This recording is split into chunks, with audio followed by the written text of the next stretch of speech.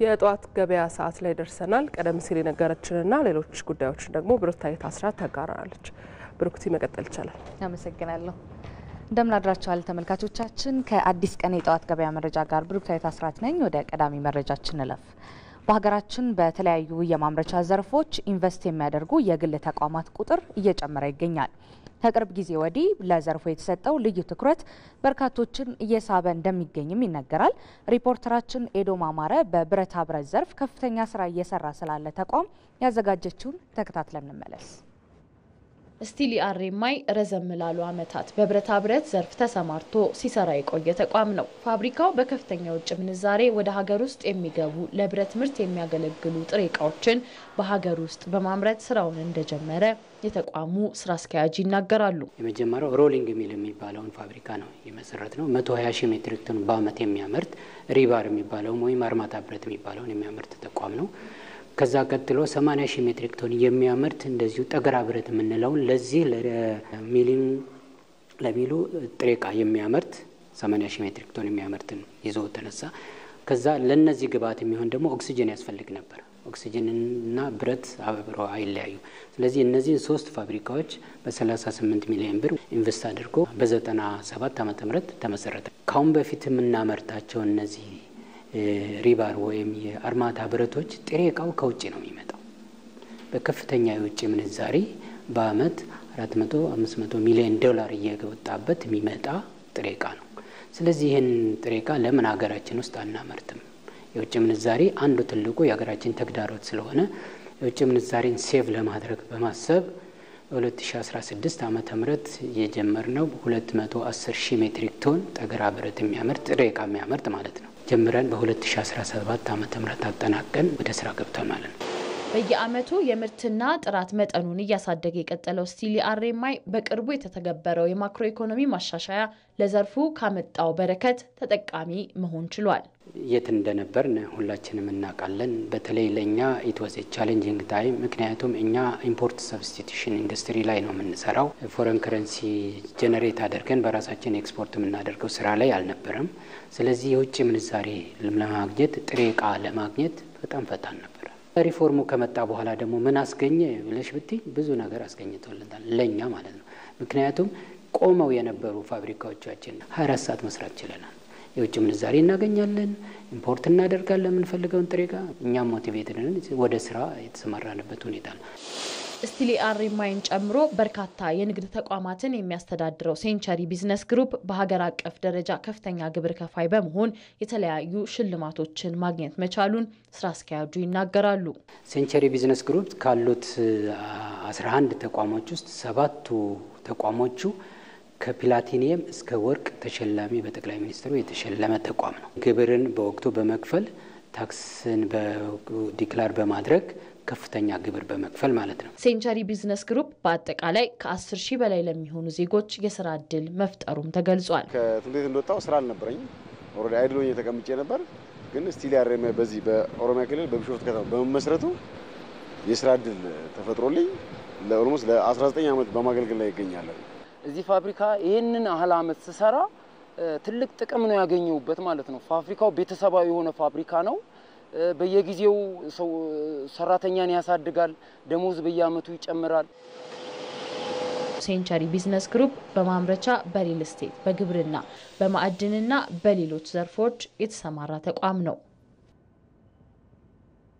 የጨርቃ ጨርቅ ኢንዱስትሪ ከፍተኛ የሰው ኃይል የሚፈልግና ምርቱም በዓለም ገበያ ተፈላጊ የሆነ ዘርፍ ነው። በሀገራችንም በርካታ ግዙፍ ተቋማት በዘርፉ ተሰማርተው ምርቶቻቸውን ለሀገር ውስጥና ዓለም አቀፍ ገበያ እያቀረቡ ይገኛሉ። በኢትዮጵያ ታምርት ንቅናቄ ተጠቃሚ ከሆኑ ተቋማት መካከል የሚጠቀሰው የጨርቃ ጨርቅ ዘርፍ የማክሮ ኢኮኖሚ ማሻሻያውን ተከትሎ ደግሞ ይበልጥ እየተነቃቃ ይገኛል። በዚሁ ዘርፍ ከተሰማሩ የግል ተቋማት መካከል የአንዱን ተሞክሮ እንከታተላለን። ሞላ ለማየው ኢትዮጵያ የውጭ ምንዛሬ ከምታገኝበት የአምራች ዘርፍ አንዱ የሆነው የጨርቃ ጨርቅና አልባሳት ዘርፍ ሲሆን ሰፊ የሥራ ዕድል መፍጠር የሚያስችልም ነው። በዚህ ዘርፍ ከተሰማሩ አምራቾች አንዱ የሆነው ጂኤምኤም ጋርመንት አሜሪካ መንግስት የሰጠውን የቀረጥ ማበረታቻ አጎዋ ዕድል ማንሳቱን ተከትሎ ድርጅቱ በሀገር ውስጥ ያለውን ገበያ ለማሟላት ተኪ ምርቶችን በማምረት የውጭ ምንዛሬን እያዳነ ይገኛል። በዚህም ከ10 ዓመት በላይ በዘርፉ ተወዳዳሪ በመሆን ለበርካታ ዜጎች የሥራ ዕድል መፍጠሩን የጂኤምኤም ጋርመንት ዋና ሥራ አስኪያጅ አቶ ግዛው ዘርጋው ይገልጻሉ። እኛ አሁን እቅዳችን አሁን ያሉ ሰራተኞች 400 ነው፣ በ3 እጥፍ ለማሳደግ እንፈልጋለን። ግን ቦታው እንደምታዩት ጠባብ ነው፣ 2500 ካሬ ሜትር ነው። በዚህ ሊሰራ አይችልም። ቢያንስ 10000 ካሬ ሜትር ካላገኘን ማሳደግ አይቻልም። የሸሚዝ ስራ እንደምታዩት በጣም በሰው ሌበር ኢንቴንሲቭ ነው፣ በሰው የተመሰረተ ነው። ምክንያቱም አንድ ሰራተኛ አንድ ማሽን ይዛል፣ በሰው ጉልበት የተመሰረተ ነው እና የግድ ሰፊ ቦታ ይፈልጋል።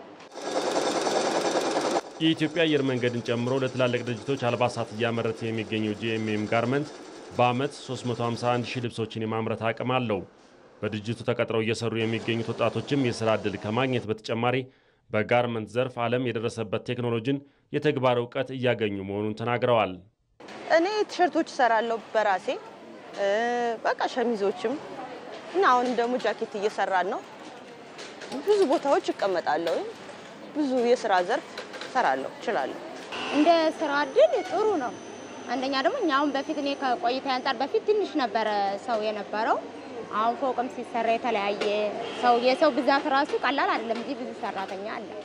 ያው ብዙ ሰው የሥራ ዕድል ፈጥሯል። ከሌላ ቦታ አንዳንዴ ከሰልጥነን ብትመጣ እዚህ የበለጠ በተግባር እንትን የምትለው ይበልጣል።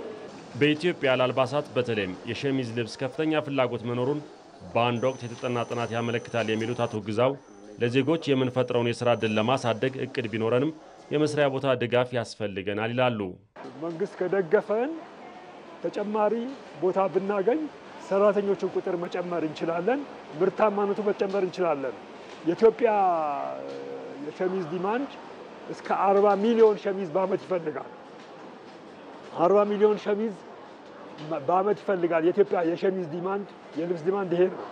ግን ስንት መቶ ፋብሪካ ቢቋቋም ነው ይሄ ለማሟላት የሚችለው? በጣም ከባድ ነው። 100 ፋብሪካ እንደዚህ ቢቋቋምም ዲማንዱን ማሟላት አይቻልም፣ ከባድ ነው የሚሆነው። ግን በእንደዚህ ሆነ እኛ የበኩላችን እንጥራለን።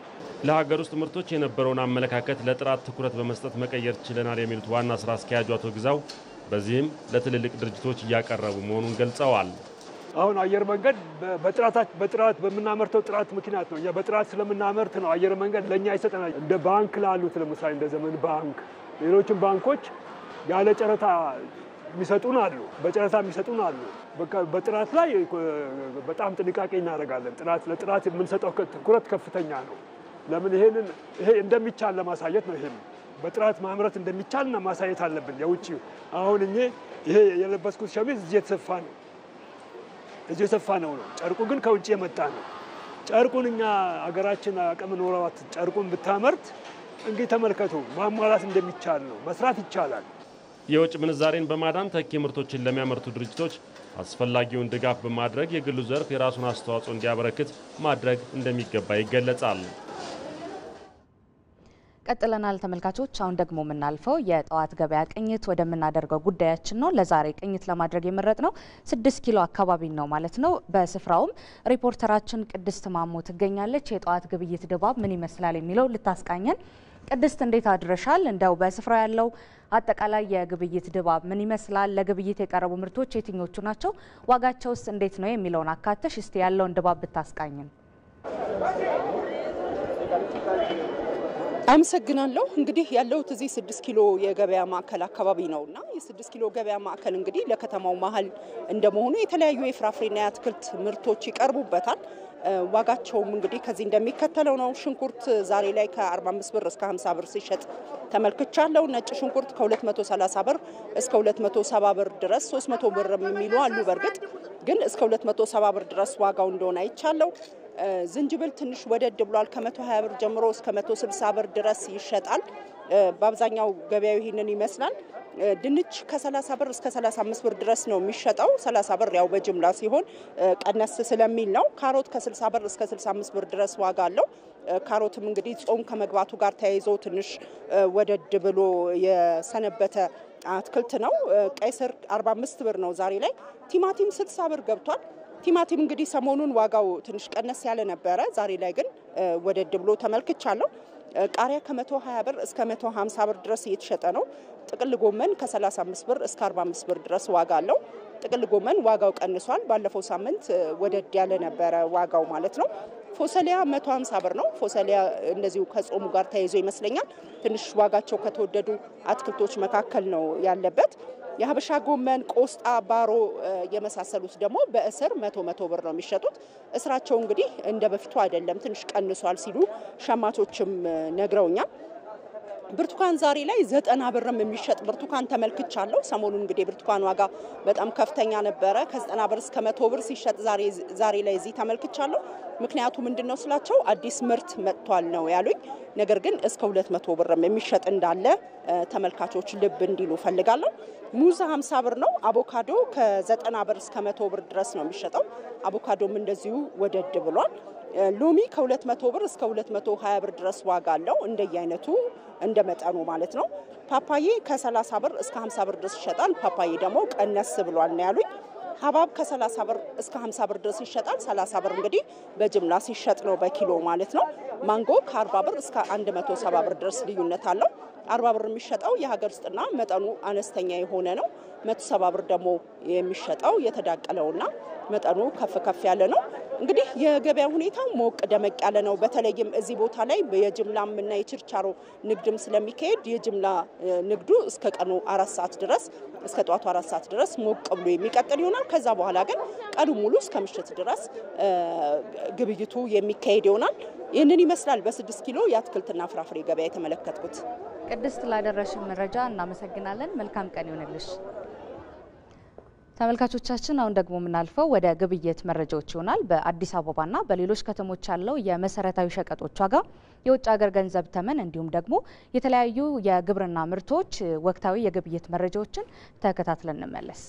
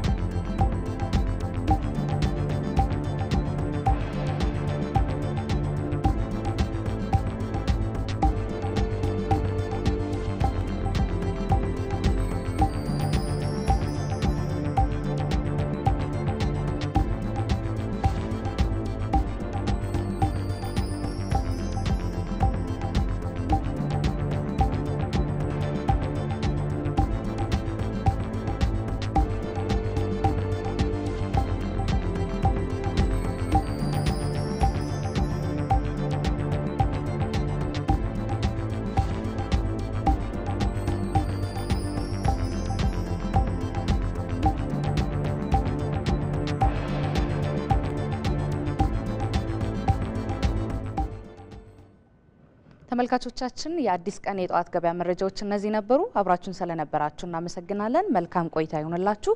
ሀብታሙና መቅደላዊት ወደ እናንተ ለመልሳቸው። እናመሰግናለን። መልካም ቆይታ